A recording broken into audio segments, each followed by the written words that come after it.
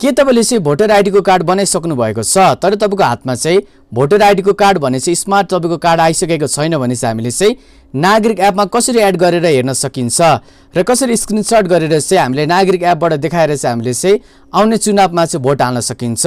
Hello everyone, welcome back to my Sajilo guide YouTube channel. आजको यस भिडियोमा चाहिँ तपाईले चाहिँ मतदाता परिचय पत्र बनाइसक्नु भएको छ तर तपाईको कार्ड आएको छैन भने चाहिँ तपाईले चाहिँ नागरिक एपमा भएको तपाईको चाहिँ भोटर कार्ड देखाएर पनि तपाईले चाहिँ आउने चुनावमा चाहिँ भोट हाल्न सक्नुहुनेछ।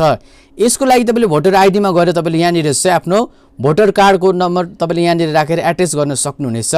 कसरी एड गर्ने, स्क्रिनशट कसरी गर्ने, आजको यस भिडियोमा चाहिँ म तपाईलाई A to Z बताउन गइरहेको छु। यसको लागि भिडियोलाई अन्तिम समय हेरी भिडियोलाई लाइक शेयर गरेर यस्तै प्रकारको जानकारीमूलक टेक्निकल टेक्नोलोजी भिडियोहरू हेर्न चाहनुहुन्छ भने हाम्रो यस सजिलो गाइड युट्युब च्यानललाई सब्स्क्राइब गरी छेउमा रहेको बेल बजेर अलमा सेलेक्ट गर्न नभुल्नु होला। आउनुस् ढिला नगरिकन आजको हाम्रो टपिकतर्फ लागौँ। अब यहाँनिर साथीहरू हेर्न सक्नुहुनेछ। सबभन्दा पहिले यहाँनिर म मेरो नागरिक एपलाई खोल्न गइरहेको छु। नागरिक एप कसरी युज गर्ने मैले भिडियो बनाइसकेको छु, माथि आइपट्टि तपाईले गएर हेर्न सक्नुहुनेछ। यहाँनिर मैले नागरिक एप खोल्ने बित्तिकै तपाईको यहाँनिर एउटा सेक्सन भेट्नुहुन्छ। तपाईले यहाँनिर भोटर आइडी को सेक्सन भेट्नुहुन्छ है तपाईले यहाँनिर। अब यो नागरिक एप आफ्नै तपाईले सिमबाट निकालेको, आफ्नै नागरिकताबाट निकालेको सिमबाट नम्बर लाएर तपाईले चाहिँ ओपन गर्न सक्नुहुनेछ।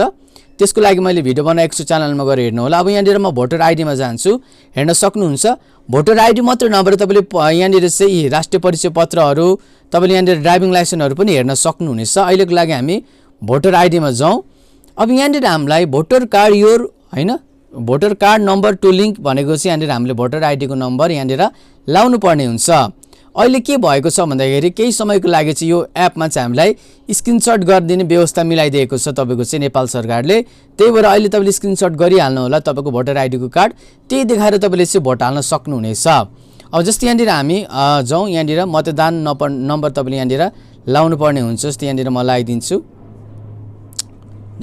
लगाइदिन्छु, हैन तपाईले लाउनु पर्ने हुन्छ। कसरी भोटर आइडी कार्डको नम्बर पत्ता लगाउने तरिका पनि मैले भिडियो बनाएको छु, तपाईले च्यानलमा गएर हेर्न सक्नुहुनेछ। जस्तै यहाँनिर मैले मतदाता नम्बर पनि यहाँनिर मैले चाहिँ हालिसकेको छु हैन।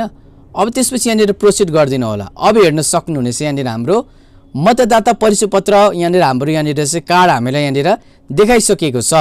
अब तपाईले के गर्नु होला, यसले स्क्रिनशट गरिदिनु होला। हेर्न सक्नुहुन्छ तपाईले अहिले यसलाई स्क्रिनशट पनि गर्न मिल्छ। हाम्रो स्क्रिनशट भइसकेको छ।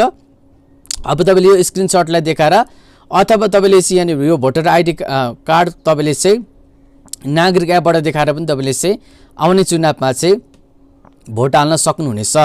हजुरलाई आजको यस भिडियो कस्तो लाग्यो त? भिडियो मन परेको छ भने भिडियोलाई लाइक शेयर गरी यस्तै प्रकारको जानकारीमूलक भिडियोको लागि हाम्रो यस सजिलो गाइड युट्युब च्यानललाई सब्स्क्राइब गरी छेउमा रहेको बेल बजेर अलमा सेलेक्ट गर्न नभुल्नु होला। आजलाई यति नै, धन्यवाद दिँदा पाऊँ।